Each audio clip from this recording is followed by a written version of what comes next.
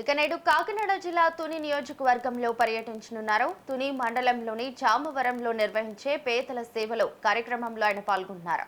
ఉదయం 10 గంటలకు అమరావతి నుంచి బయలుదేరి 10:50 చామవరం చేరుకుంటారు.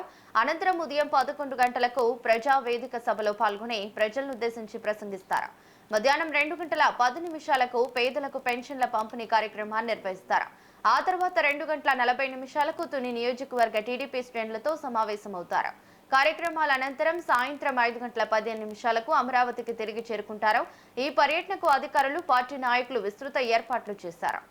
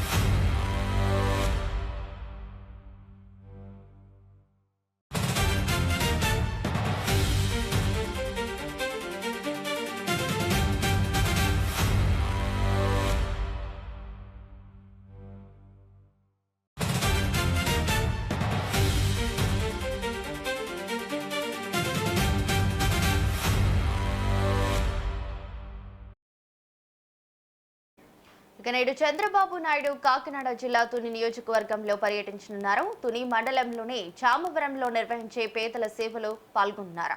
ఉదయం 10 గంటలకు అమరావతి నుంచి బయలుదేరి 10:50 చామవరం చేరుకుంటారు. అనంతరం ఉదయం 11 గంటలకు ప్రజావేదిక సభలో పాల్గొని ప్రజలనుద్దేశించి ప్రసంగిస్తారు. ఇక ఇదే అంశంపై పూర్తి డీటెయిల్స్ మా ప్రతినిధి శ్రీనివాస్ అందిస్తారు. శ్రీనివాస్,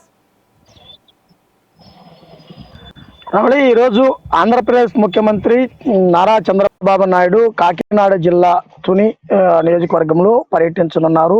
ఈ పర్యటనలో ప్రభుత్వం వచ్చిన కాడి నుంచి ఏదైతే ఎన్టీఆర్ భరోసా పెన్షన్స్ ఏదైతే పంపిణీ ఉన్నాయో ఆ పెన్షన్స్ లో ప్రత్యక్షంగా చంద్రబాబు నాయుడు పాల్గొంటున్నటువంటి పరిస్థితి కూడా ఉండటం జరిగింది. ఈరోజు 1వ తేదీ కావడంతో అవ్వాతాతలకు ప్రతి ఒక్కరికి కూడా ప్రభుత్వం రాష్ట్ర వ్యాప్తంగా పెన్షన్స్ అందిస్తున్నటువంటి పరిస్థితి ఉంది. ఆ పెన్షన్స్ లోనే బహిరంగ కార్యక్రమం ఏర్పాటు చేసి నారా చంద్రబాబు నాయుడు కూడా పాల్గొంటున్నటువంటి పరిస్థితి ఉండడం జరిగింది. అంటే ఉదయం 10:30 గంటలకు ఉండవల్లి కార్యాలయం నుంచి బయలుదేరి కాకినాడ చేరుకొని అక్కడి నుంచి తుని నియోజకవర్గం వెళ్ళనున్నారు. తుని నియోజకవర్గంలో ప్రజావేదిక వద్ద ఏర్పాటు చేసినటువంటి బహిరంగ సభలో కూడా చంద్రబాబు నాయుడు పాల్గొంటారు. ఆ సభ అనంతరం చూసుకున్నట్లయితే కనుక అవ్వాతాతలకు ఎన్టీఆర్ భరోసా పంపిణీ ఏదైతే ఉందో ఆ పంపిణీలో పాల్గొని అనంతరం తెలుగుదేశం పార్టీ నేతలతో ప్రత్యేకంగా సమావేశం కానున్నారు. అంటే కూటమి ప్రభుత్వం అధికారంలో తర్వాత ప్రజాప్రతినిధులంతా కూడా పెన్షన్ల పంపిణీలో పాల్గొనాలంటూ కూడా ఒక ఆదేశాలు జారీ చేశారు. ఆ విధంగానే ప్రతి నియోజకవర్గంలోనూ ఆయా నియోజకవర్గాల ఎమ్మెల్యేలు, ఎంపీలు వారు పాల్గొని కూడా ప్రజలకు పెన్షన్ల పంపిణీ చేస్తున్నటువంటి పరిస్థితి ఉండడం జరిగింది.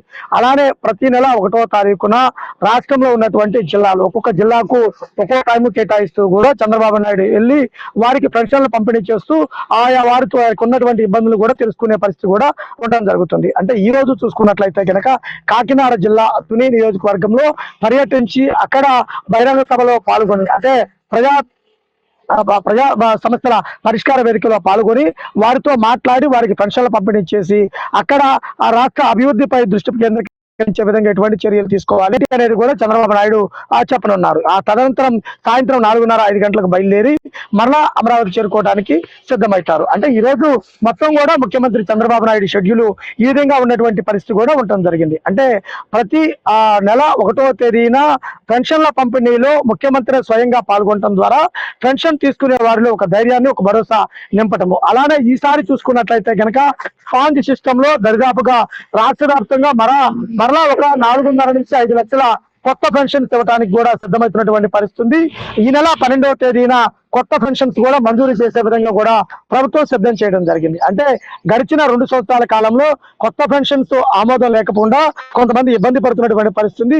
ఆ సమస్యకు ఈ నెలతోటి అంటే ఇప్పటి నుంచి కూడా పరిష్కారం లభించిందని కూడా చెప్పవచ్చు. అలానే అవ్వాతాతల యొక్క కళల్లో ఆనందం చూడటం కోసం చంద్రబాబు స్వయంగా వెళ్ళి వారికి ఆ ఎన్టీఆర్ భరోసా పెన్షన్ కూడా పంపిణీ చేయడానికి సిద్ధమవుతున్నారు.